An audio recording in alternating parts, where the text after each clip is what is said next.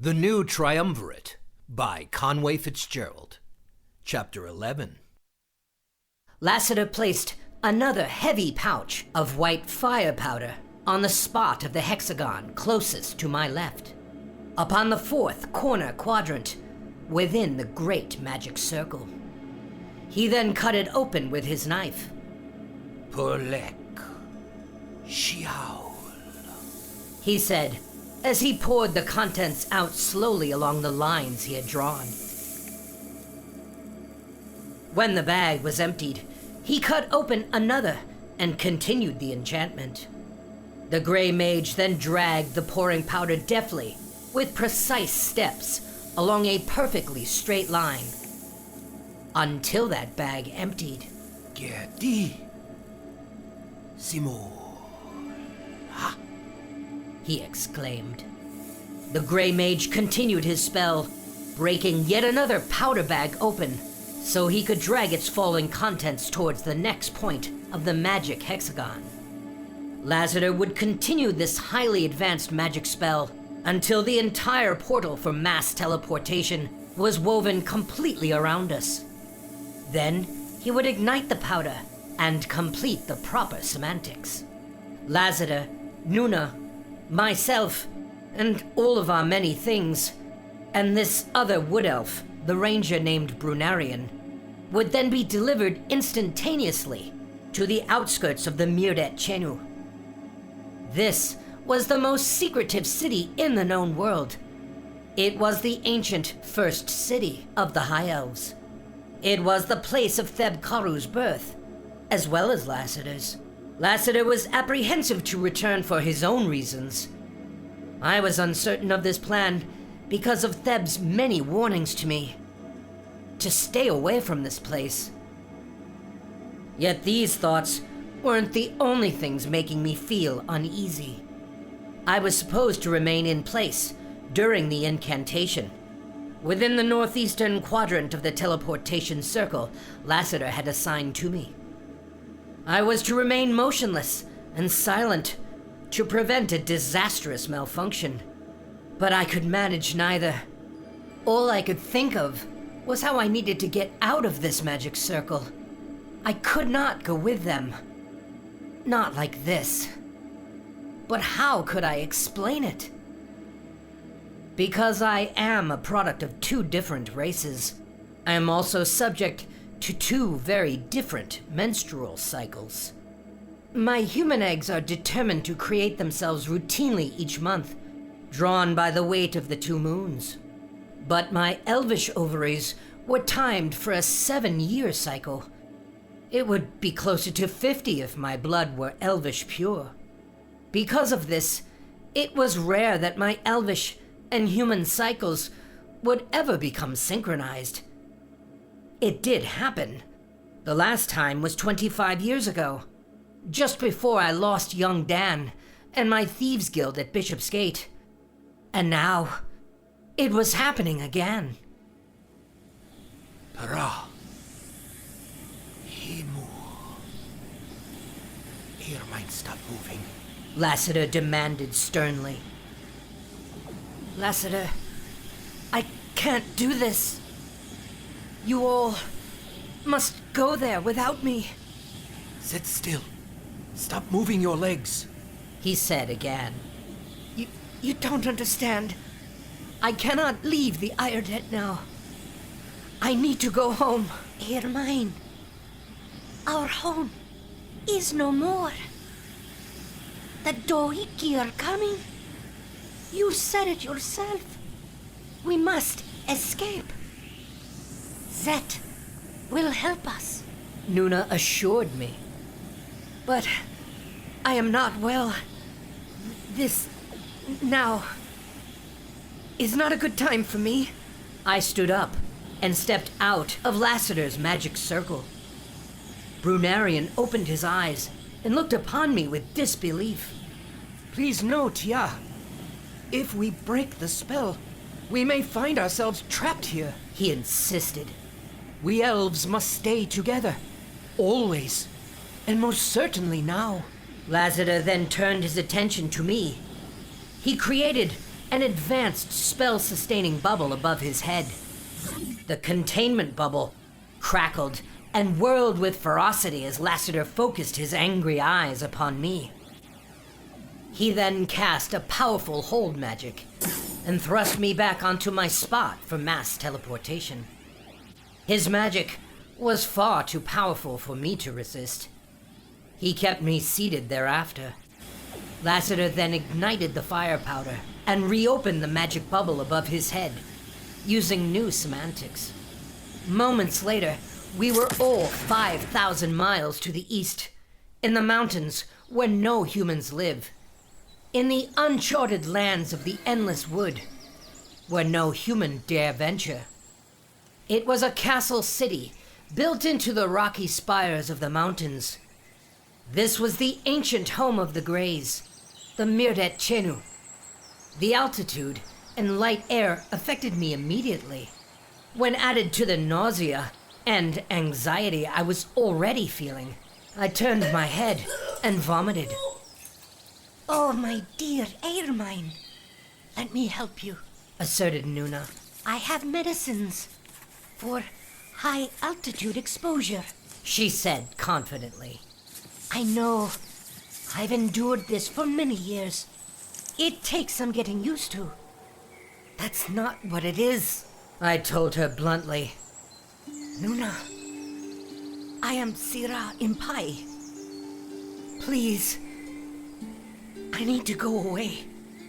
Nuna then looked at me like she had seen a ghost. The two male elves were still ignorant to our conversation. How can that be? Your time is now? She asked me, in near disbelief. I felt it coming over the last few months, but now, yes, it's definitely happening. I exhaled demonstratively. Please, Nuna, help me get home. I have friends who can look after me there. It would be so much better, I asked her, as a friend. Nonsense, Aermine. This is a miracle. This timing is no accident.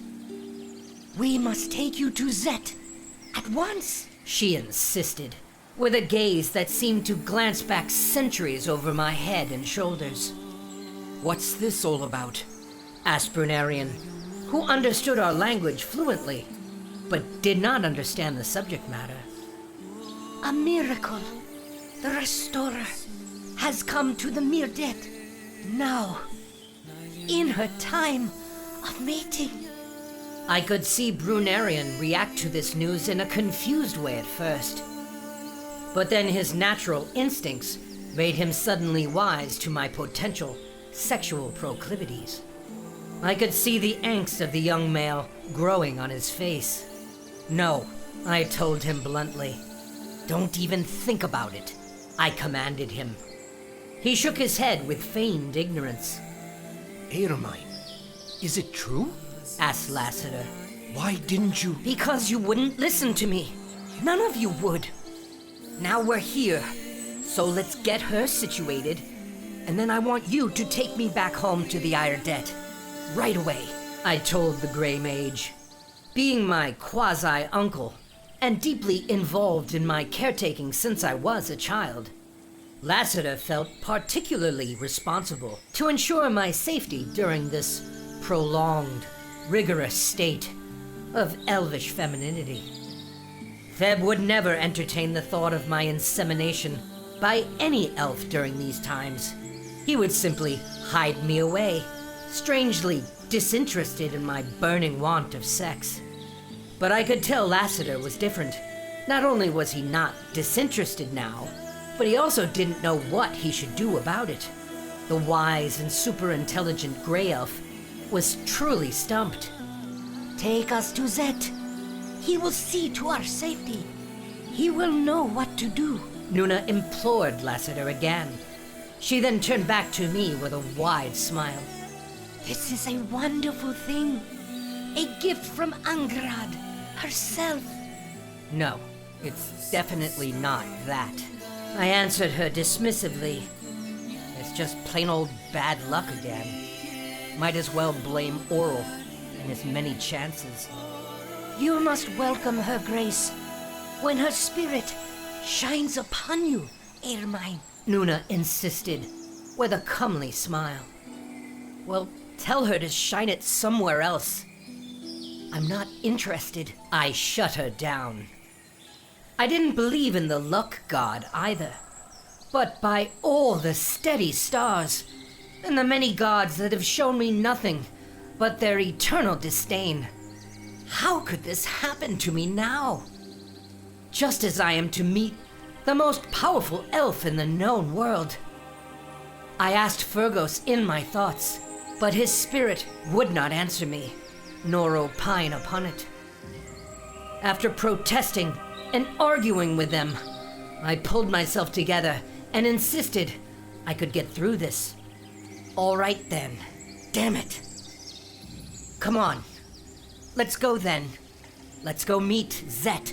I huffed at them, pointing up the massive mountainous trail. Nuna's smile widened. The path to the house of Zett was long and arduous. We all had to walk, for we learned from Lassiter that to perform unauthorized acts of magic within these lands, and especially on this ancient cliff, was punishable by death. Therefore, we were all forced to march on foot up the long, sloping roads that slink through the massive mountain peaks. As we got closer to the city and encountered more Greys, they became increasingly suspicious of our presence and curious of who we were. Some called out to Lassiter in their native Grey tongues. Look, this one has brought copper skins to the Myrdett. That will likely kill you for that. Another threatened. Brunarian was now walking beside me, much closer than before. It was natural, I figured, as I had mentioned to Keely Breen when I first learned she was pregnant. Unlike humankind, the elves looked upon reproductive cycles as historic events, requiring a communal level of acceptance and protection. But all I wanted, so desperately, was just to be left alone. How interesting it was, I realized, that my last time of mating was spent wallowing in another secret mountain fortress of Grey Elves in the southern wilds, the fortress called Cool Tabit. Theb brought me there to ensure my safety after the sudden fall of our Thieves Guild. But Theb himself had no interest whatever in tending to my many womanly needs. He left me there alone for more than 7 years. By the time it was over, the Greys of Cool Tabit had lost all concern for me that they were forced by tradition to have. By the end of my first day, they were ready to throw me out of the high tower window head first. That is, if I hadn't leapt from the window of my own volition. When we finally reached the outer gates of the Myrdett, Lassiter encountered his first round of intense suspicion and rejection. Despite it being the place of his birth, to leave the Organa, or the greater community of the Grey, and venture off like he had, was not looked upon with admiration, quite the contrary. Though Lassiter was well known to them, as was Nuna. They were both famous and accomplished elves that afforded us all one chance after the other to reach the center of the city. By that time, my feet were completely worn out.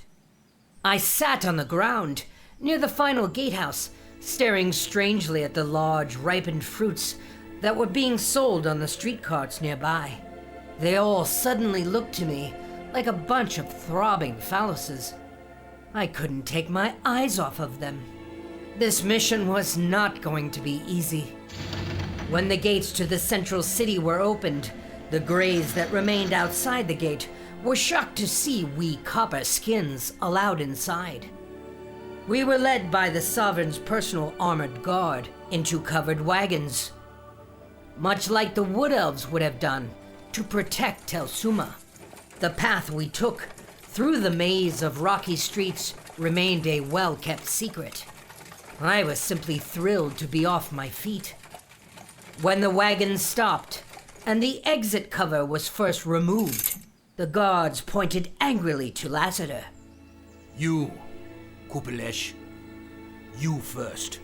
Kupelesh was a less than flattering word for a rogue spellcaster. Well, perhaps better defined as a Grey who was happy wasting his long life on foolish pursuits. This was not a good start. I could see Lassiter withhold a reaction to this level of insult. He was a master wizard with his own magic school out west. But all Greys, whatever their many long years, were well accomplished at jealousy. He was an outsider. They dared not celebrate him. Try to relax, Aermine. All will be well. Stay strong, Nuna said. She then attempted to pull my arms away from where they were gripped tightly between my legs. I'm fine. I pulled my arm away defensively from her grip. The wagon's exit cover was then reopened. The angry Grey Elf gatehouse guard pointed to Nuna. You there, woodland priestess. Come. He demanded. Nuna looked back to me and Brunarian with another sublime look of reassurance. There was no sign of Lassiter. Brunarian and I were then left alone in that carriage together for the first time. He looked to me with shyness and feigned restraint. Aermine, if there's anything I can do. There isn't. I mean, to help you. No. I told you. Don't ask me again, Ranger, I warned him. Though as I looked upon his caring face, I felt badly for him. He was a young, virile elf. He couldn't help it. Any able-bodied elvish male being in the presence of an unwed elvish female in her time of mating was a tough enough spot to find oneself in. There was a life and spirit that could last a millennia now at stake. This knowledge cast its own sacred spell. I could sense Brunarian was inexperienced and slowly losing control. He was becoming aroused. This is how Midgerins are made. I just mean to say, I'm here for you, he said, shaking his head at his own weakness. The carriage drapery was then opened again. Come, copper skins. The Grey God insisted, waving us out of the carriage. We were then escorted into a medical lab where we were poked, prodded, and inspected for various illnesses. Our weapons and armor had all been removed. One of the clinicians reached for the small beige bag attached to my belt. I implored her not to take it from me. please. It's important that I keep this. It's nothing, really. Just a worthless keepsake. An empty coin pouch. It was a gift from an old friend. I smiled at her warmly. The young clinician then looked down to the bag suspiciously. She reached for it violently, pulling my wide hips towards her and then forcing it open. She thrust her fingers inside. To her surprise, the small, unremarkable bag was completely empty. This small, empty bag was all she saw, because she did not know what she was looking for within my endless bag of holding. It appeared as an empty vessel to her. She then closed it and allowed me to keep it, attached to my hip, just as I had asked. Well, thank you, Oral. At least you gave your old girl one good chance today, I thought to myself. We were all then led on another harrowing walk up what seemed like an endless flight of stairs. Now my legs and feet were on fire, nearly as much as my genitalia. When we finally reached the entrance to the House of Zett, we were made to wait yet again. Hours later, when those huge doors were opened before us, we were led into a large courtyard. A few servants came soon after, offering us strange food and drink. I was so famished that I simply swallowed whatever it was they handed me. I don't even remember tasting it. Nuna was then called upon to meet with Zett personally. She had spent many years with him, way back, before the time of my conception. Nuna survived the Zolti massacre because she was here, in the Mirdet Chinu when it happened. She was my father's gift hostage, a way to assure Zett of the safety of his son, Pathurem, and his beautiful bride-to-be, Usue Valtir. They had been invited to attend my father's wedding. The Caer Diola was what became the Zolti massacre. Like my father, both Zett's son and the boy's fiancée were lost there that day. But rather than take her life, as it had been given in trust to him, Zett spared Nuna. He showed her mercy and allowed her to return to the Iardet thereafter, to continue her life in the pursuit of her druidic ways. 200 years had since passed. Nuna now returned to him, most unexpectedly. Zett was very happy to have her back. Pathurem Zett was now 1,000 years old. He had been the sovereign of the Mirdet Chenu since Theb Karu was a child. I was aware that Theb knew him. I was also aware Theb Karu's family was among the most powerful and influential among the Greys here at one time. But I wasn't sure if there was any bad blood still remaining between them. Theb insisted never to speak of it, so of course, I thought it best not to mention him to Zett.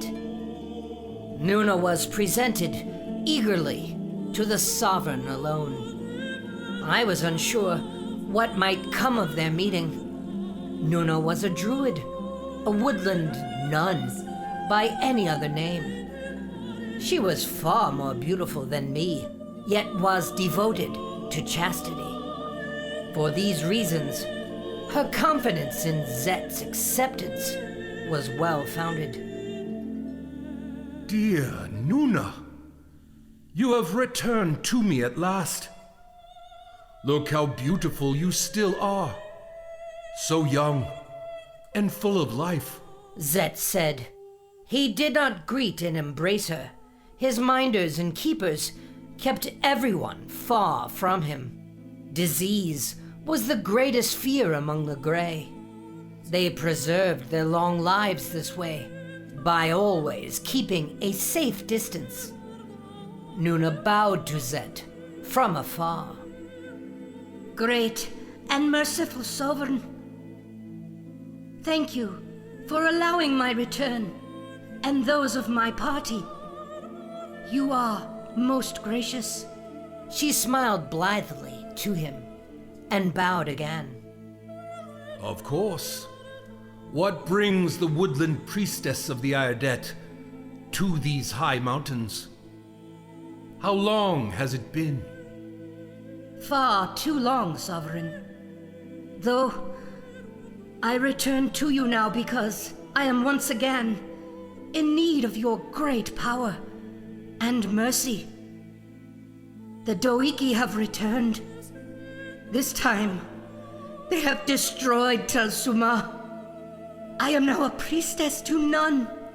My people are no more.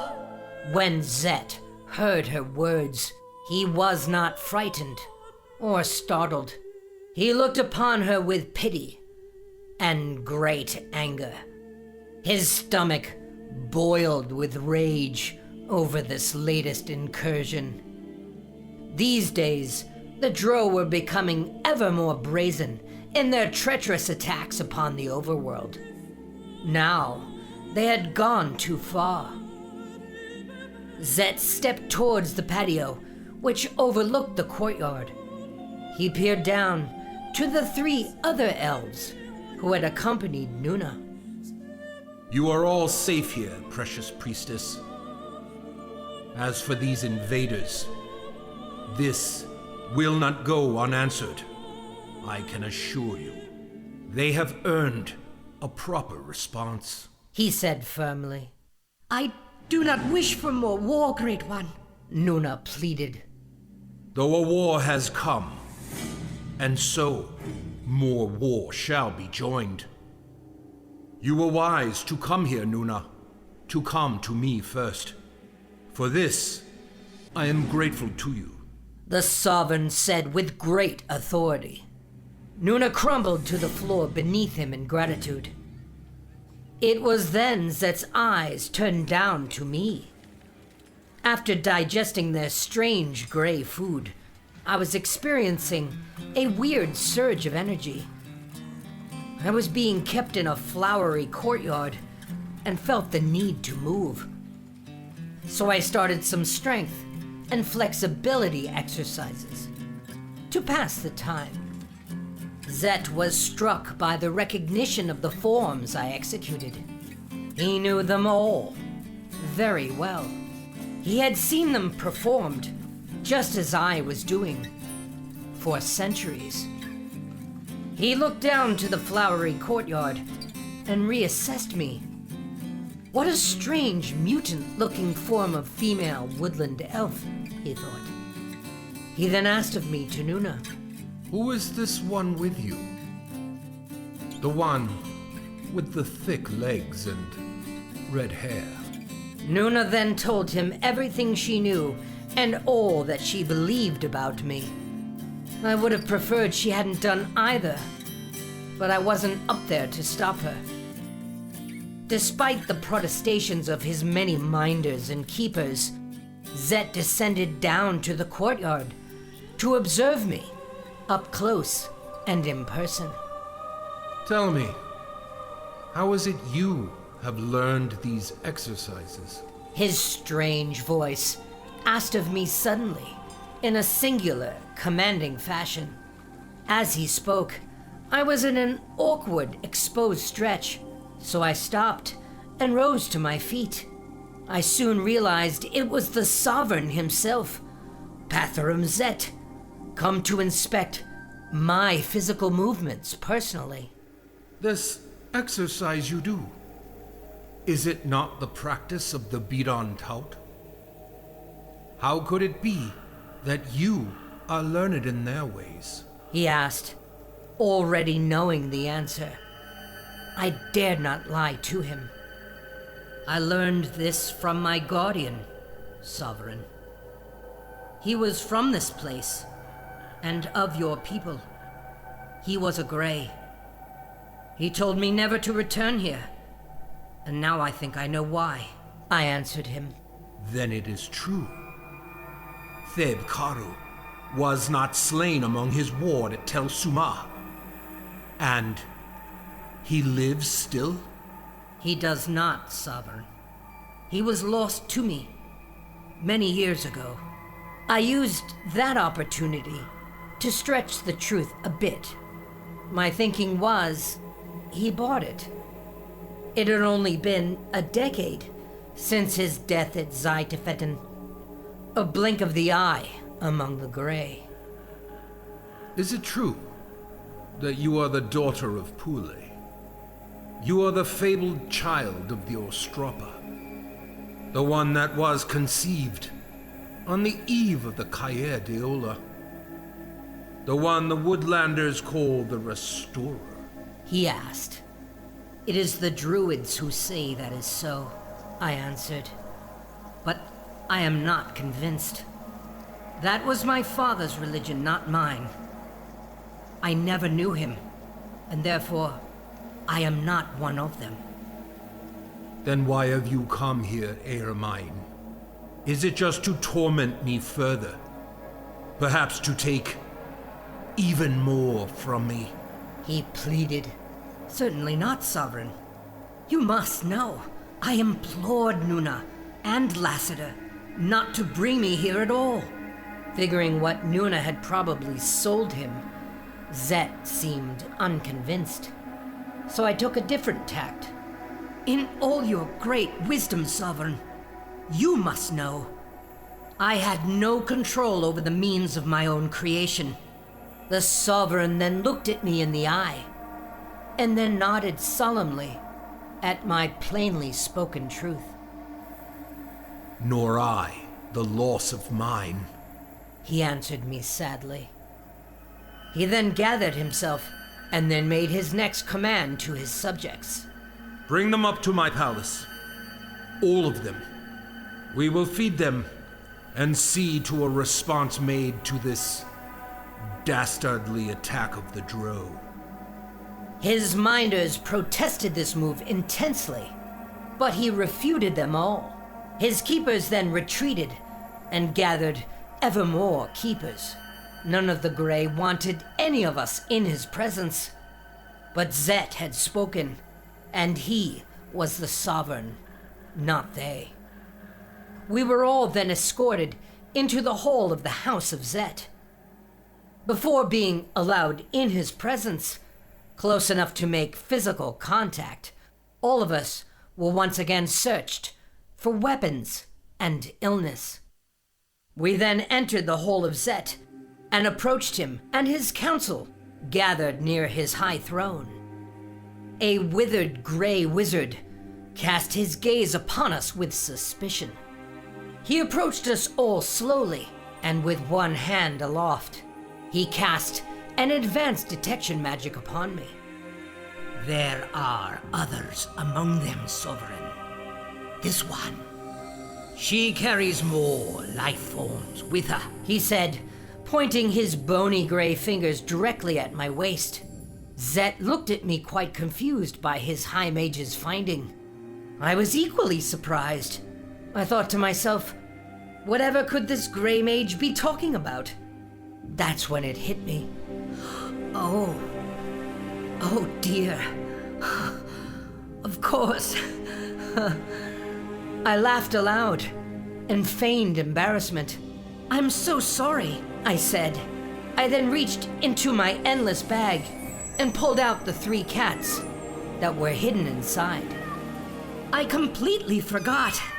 In the haste of the incident, I brought my pets. I smiled widely at them all, giggling foolishly, playing it off as an innocent mistake. The black cat that was Keely and her 2 kittens were confused as to where they now were and why. How could she have brought these creatures in here undetected? Said one of the gray mages. Another defender pulled the Sovereign a few steps away to safety. Zett pulled himself from their grasp. The High Mage then closed in on me, and the Breen cats quite defensively. He then dispelled the polymorph magic I had cast upon them, revealing them as a human woman and her 2 young children. Humans! This red rogue has brought humans into our midst. Another gray wizard declared. Aermine, what is the meaning of this? Asked Lassiter desperately. Dearest Sovereign, we knew nothing of this. Nuna protested. But Zedd did not order my death, nor did he run in fear of the 3 humans. Clearly, a young family gathered fearfully on the floor before him. He simply laughed out loud, slowly and joyfully, with a wide smile. Had he done or said anything else, his gray mages and armored guards would know exactly what to do next. But as his laughs grew louder, his entire entourage grew ever more confused. I like this one. She is very clever, He said, pointing at me, still laughing and smiling widely. When his laughter stopped, he made his last command. Take them all to the outer burrows, except for my dear Nuna. And this one. I want to learn more about her. And protect these humans. Keep them safe, somewhere out of sight. Nuna and I were then brought to a private room inside the sovereign's chambers. His many servants and concubines were greatly dismayed by our arrival. I was totally disinterested in their battles of female hierarchy. All I could think of doing was to hide myself away until my most unwanted time of mating was finally over. Thanks so much for watching, everyone. If you haven't yet, please subscribe and ring the bell for notifications so you never miss an episode. Be sure to smash that like button and comment below. It helps a lot. If you'd like to help me get this book published, please consider becoming a Patreon supporter. And as always, be sure to share this story with all of your friends on your favorite social media.